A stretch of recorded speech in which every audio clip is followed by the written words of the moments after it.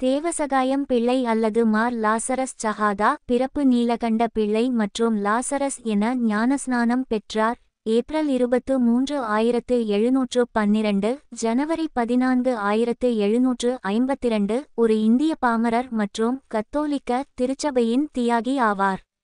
அவர் மே 15, 2022 அன்று போப் பிரான்சிஸால் தேவாலயத்தின் புனிதராக அறிவிக்கப்பட்டார். கன்னியாகுமரி மாவட்டம் நட்டாலம் என்ற கிராமத்தில் கடந்த 1712 ஆண்டு பிறந்தவர் நீலகண்ட பிள்ளை. திருவிதாங்கூர் சமஸ்தானத்தில் நீலகண்ட பிள்ளை பணியாற்றி வந்தார். அப்போது கன்னியாகுமரி மாவட்டம் குளச்சல் போரில் டச்சு படை தளபதி டிலனாய் கைது செய்யப்பட்டு திருவிதாங்கூர் அரசின் தளபதியாகவும் போர் பயிற்சியாளராகவும் பணிபுரிந்தார். தக்கலை அடுத்த புலியூர்குறிச்சியில் உள்ள அரண்மனையில் வீரர்களுக்கு டிலனாய் போர் பயிற்சி அளித்துக்கொண்டே ஆயுதங்கள் உற்பத்தி செய்யும் பணிகளில் ஈடுபட்டு வந்தார். அருளாளர் தேவசகாயம் திருவிதாங்கூர் மன்னர் மார்த்தாண்டவர்மா என்பவருக்கு கீழ் காரியக்காரராக வேலை பார்த்து கொண்டிருந்த நேரம் அவருடைய வாழ்க்கையில் சோதனைகளுக்கு மேல் சோதனைகள் வந்தன. அத்தகைய வேளைதனில் அவர் என்ன செய்வதென்று தெரியாமல் விழித்தார். பிறகு அவர் தன்னுடைய கஷ்டங்களை எல்லாம் மார்த்தாண்டவர்மாவின் படையில் படைத்தளபதியாக பணியாற்றிக் கொண்டிருந்த பெனடிக்ட் டிலனாய் என்பவரிடம் எடுத்துச் சொன்னார். அதற்கு அவர் விவிலியத்தில் வரும் யோபுவின் கதையை எடுத்துச் சொல்லி அவருக்கு விளக்கினார். இதை கேட்ட தேவசகாயம் யோபுவின் வாழ்வில் ஏற்பட்ட கஷ்டங்கள், கவலைகள், சோதனைகளோடு ஒப்பிடும்போது தன்னுடைய வாழ்வில் ஏற்பட்ட சோதனைகள், கஷ்டங்கள் எல்லாம் ஒன்றுமில்லை என்று உணர்ந்து மன அமைதி பெற்றார். அதன்பிறகு வேதநூலை விவிலியத்தை குறித்து முழுமையாக அறிந்து கொண்டார்.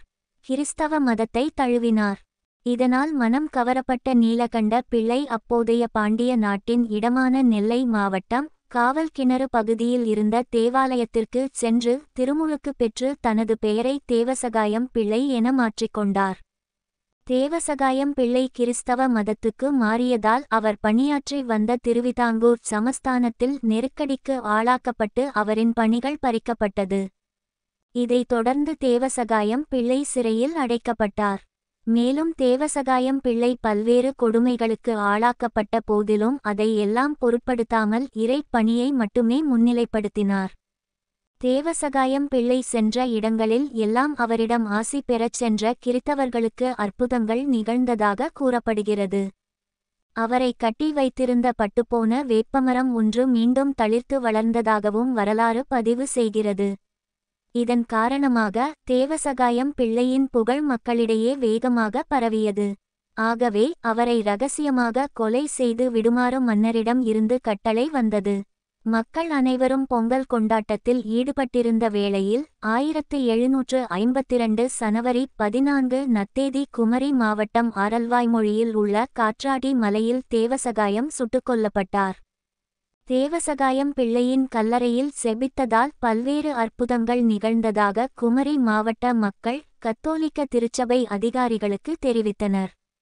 இதையடுத்து கிறித்தவ நம்பிக்கையின் பொருட்டே தேவசகாயம் பிள்ளை கொல்லப்பட்டார் என்னும் செய்தி அடங்கிய அறிக்கையை அப்போது கொச்சி ஆயராக இருந்த கிளெமென்ஜு யோசப் கிளெமென்ஸ் ஜோசப் 1756 இல் ரோமில் திருத்தந்தையிடம் கையளித்தார்.